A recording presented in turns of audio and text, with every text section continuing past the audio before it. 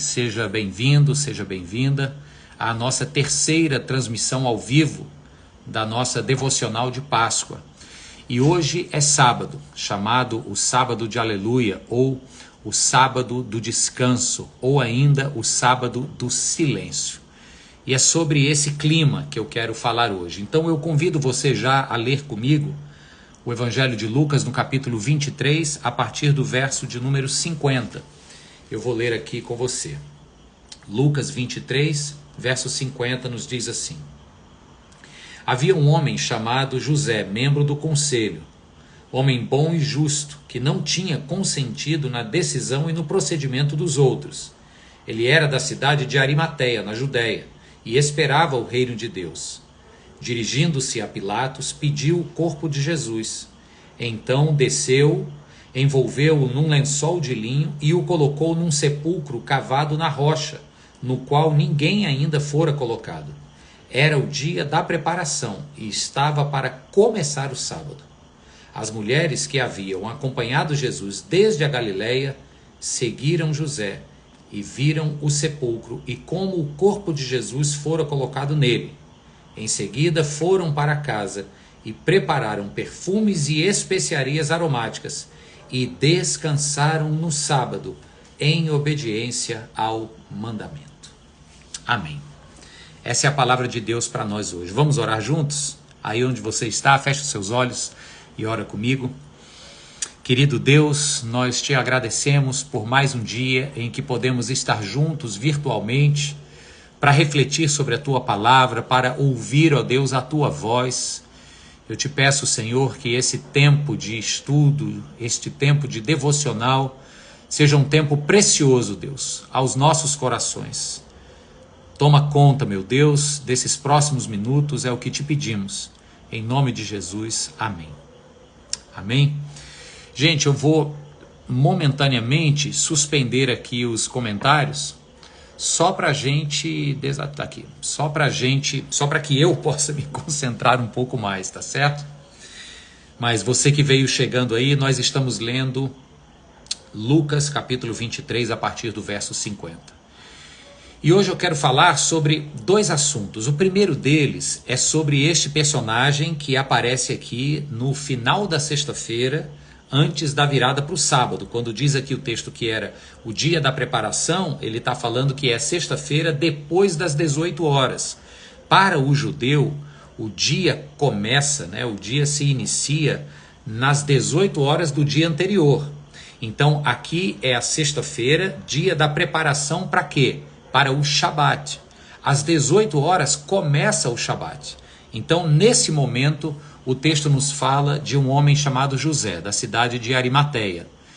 E o texto diz que ele era um homem conceituado, era um homem de posses, era membro do conselho, ou seja, ele esteve no debate se crucifica ou não, se condena ou não aquele suposto subversivo de Nazaré chamado Jesus. Diz aqui o evangelista Lucas que ele não consente na decisão do conselho, mas então ele agora, como era um discípulo de Cristo, aguardava o reino de Deus que Cristo estava inaugurando, ele vai até a autoridade romana que havia condenado Cristo. Então você vê que ele é um homem de prestígio.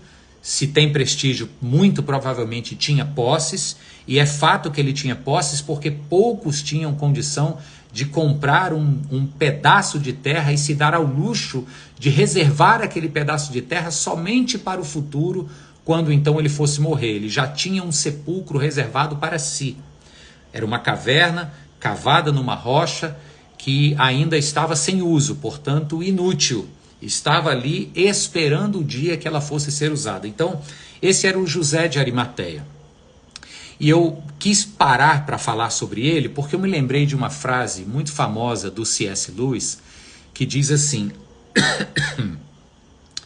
o que não é, ele diz assim, tudo será, como é que é, meu Deus? É algo que ele relaciona inutilidade com eternidade.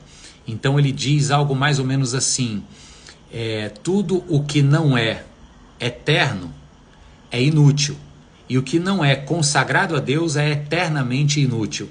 É algo mais ou menos assim, para mostrar que esta tumba de José de Arimateia, que era um pedaço de terra, portanto um item caro, que só os ricos podiam ter, estava ali ainda na inutilidade, primeiro porque não estava sendo usada, segundo porque quando fosse ser usada seria apenas para uso privativo. Mas no momento em que José de Arimateia cede este pedaço de terra, uma caverna, para ser o sepulcro do próprio Cristo, ali se torna verdadeiramente útil, porque é nessa caverna onde vai acontecer o maior acontecimento da história, né? A ressurreição de Cristo. Então, é um primeiro ponto para a gente pensar aqui. O José tem uma posse, tem uma propriedade privada, que estava destinada a ser inútil do ponto de vista de realizações, se fosse preservada apenas para uso próprio. No momento em que José decide disponibilizar esta sua propriedade para Cristo, ela se torna então não só útil, como memorável. Haveria de ser ali o palco para a ressurreição do Messias. Isso dá o que pensar sobre as nossas posses, sobre aquilo que nós temos de bens materiais, mas também de dons, de habilidades profissionais. Nós temos uma escolha a fazer: ou passamos a vida usando ou fazendo uso do que temos apenas para suprir projetos pessoais ou familiares, ou então nos lembramos que o que temos e o que conquistamos precisa ser colocado à disposição de Deus. Aí sim ganhará verdadeira utilidade. Pensa bem, se for para uso apenas meu, e quando muito dos meus ao redor, vai se revestir de uma certa inutilidade. Que ganho o mundo ao meu redor vai ter disso que eu uso especificamente só para mim? Mas quando eu penso que quando eu consagro aquilo que tenho e aquilo que sou para Deus, isso que eu tenho se torna útil para o mundo, aí ganha um valor novo. Eu diria que isso era o que Jesus se referiu quando ele falou tesouros no céu. Tesouros aqui na terra, a traça e a ferrugem comem. Esta utilidade se torna apenas terrena. Mas o que nós temos, esses tesouros que são colocados a serviço do próximo, porque foram consagrados a Deus, isso se torna incorruptível. A traça e a ferrugem não comem, porque vão fazer bem a outras pessoas e isso é algo que dura. Faz sentido isso para você? Então, eu quero te lembrar, assim como José de Arimateia disponibilizou algo que certamente era caro, mas era pessoal, ele colocou nas mãos de Deus e disponibilizou para acolher o Cristo. E por isso, a sua caverna, a sua sepultura se tornou o palco do maior evento da história, que hoje, há 2000 anos depois, toda a humanidade ainda se lembra da caverna de José de Arimateia. Eu acho isso lindo e acho isso um desafio para a forma como nós olhamos a nossa propriedade, seja ela material, intelectual, profissional, ok? Essa é a primeira reflexão que eu quero fazer neste sábado de Semana Santa. Mas a segunda reflexão tem a ver com as mulheres, e eu vou chegar aqui no verso 55 agora.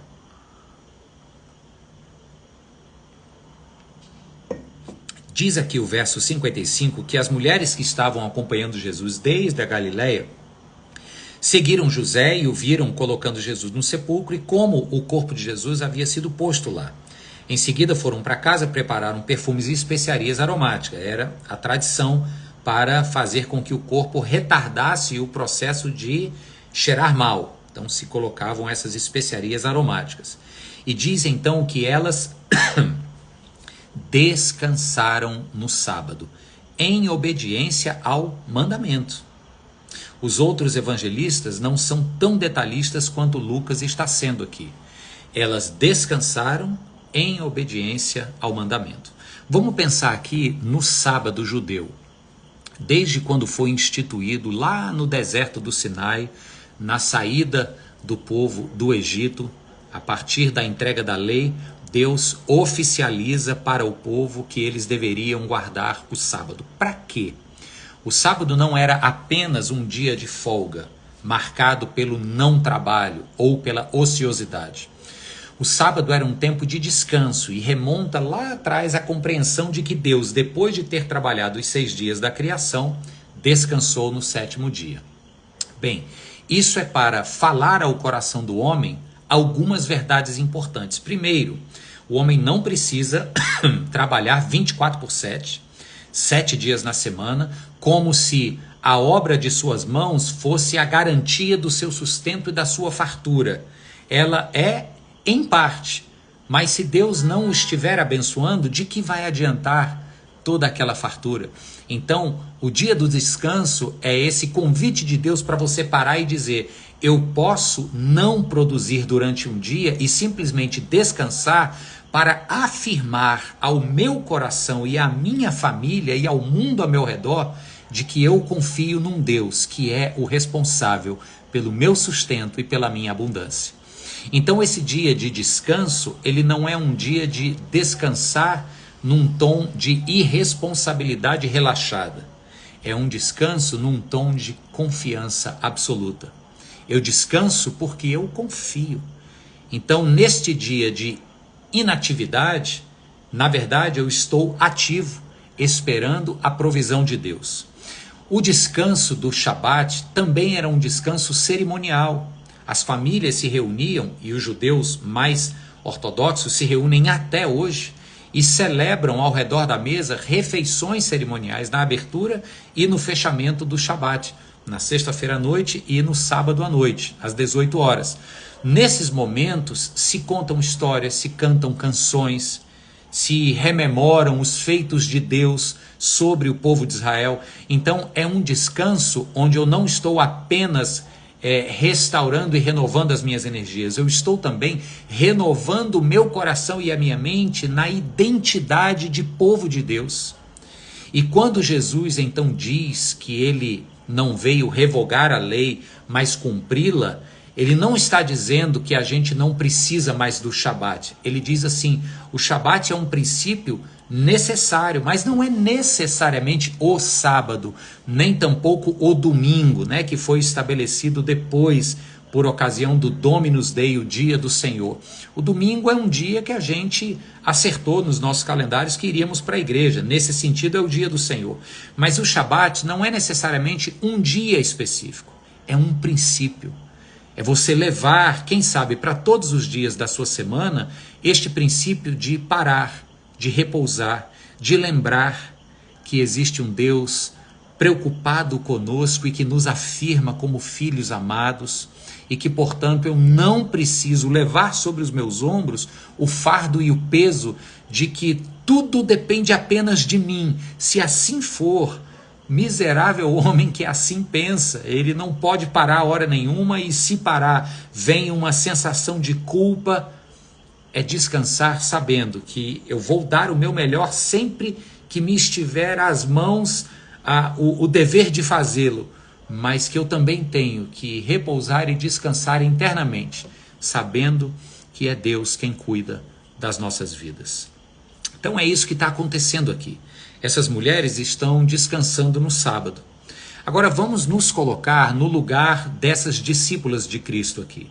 Porque nós cristãos do século 21, a gente descansa de maneira confortável e extremamente esperançosa neste sábado que precede o domingo da ressurreição, exatamente porque a gente já sabe pela história que amanhã, no domingo, nós vamos celebrar o que aconteceu no dia seguinte dessa narrativa. Jesus ressuscitou. Mas agora, se eu me colocar no lugar dessas discípulas de Cristo, elas, apesar de já terem ouvido sobre a promessa de ressurreição, mas ainda não tinham testificado o fato da ressurreição. Então você concorda que é uma espera muito mais ansiosa e angustiante. Talvez o próprio Pedro é quem melhor ilustre para nós a angústia dessa espera. Porque é Pedro que, depois que Jesus Cristo é sepultado, olha ao redor e talvez ele processe que assim, a esperança que nós aguardávamos foi cravada na cruz e agora já está sepultada. E então, no final do Evangelho de João, ele diz aquela famosa frase quando ele fala: vou pescar. Pedro havia sido pescador antes de se juntar ao grupo de discípulos mais próximos, E agora que Jesus estava morto e sepultado, ele diz: só me resta voltar à minha vida de antes. Então, quando Pedro fala vou pescar, eu acho que essa frase que ficou assim para mim eternizada na belíssima canção do Estênio Márcios, interpretada lindissimamente pelo João Alexandre, o vou pescar é esse grito ansioso e angustiado de alguém que tem que nutrir o descanso neste sábado, porque assim nos diz o mandamento, mas que não sabe do que vai acontecer no domingo. Portanto, este coração está cheio de angústia. Mas, queridos, estas mulheres descansam no sábado, cumprindo o mandamento, e comunicam para nós esta linda e preciosa lição de que este sábado hoje, chamado sábado de aleluia, sábado de descanso ou sábado do silêncio, é um sábado onde nós repousamos sabendo que a morte não vai ter a última palavra. Essa que por enquanto parece estar protagonizando a história, porque até aqui no sábado ela teve a palavra final. Jesus Cristo foi crucificado e agora está sepultado. Parece que a morte está com a palavra final.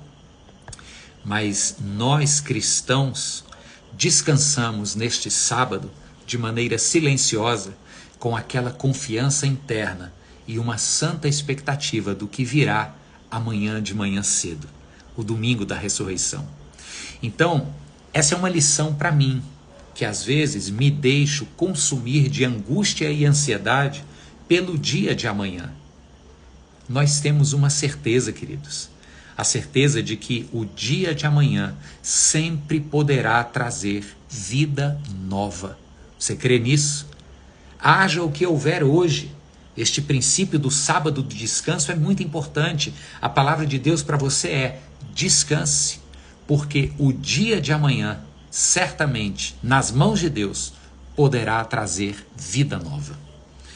Eu desconfio que seja isso que estava no coração de Jesus quando ele disse aos seus discípulos: cada um viva o dia de hoje, cada um viva o mal cotidiano, ou seja, o dia de hoje traz as suas dores. O dia de amanhã deixa que quando chegar, Deus vai mostrar o que ele é capaz. Então, nós entregamos o nosso amanhã para Deus.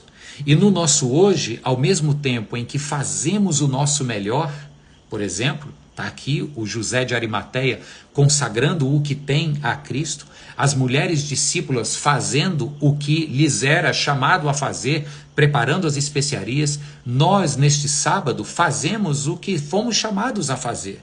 E este sábado, repito, não é um dia, é o princípio nosso cotidiano. Somos chamados a fazer e, portanto, fazemos o melhor possível, mas confiando e descansando, esse é o princípio do sábado, descansando de que no amanhã eu creio num Deus que pode trazer vida nova sobre todas as coisas. Para mim, essa é a mensagem do sábado de aleluia.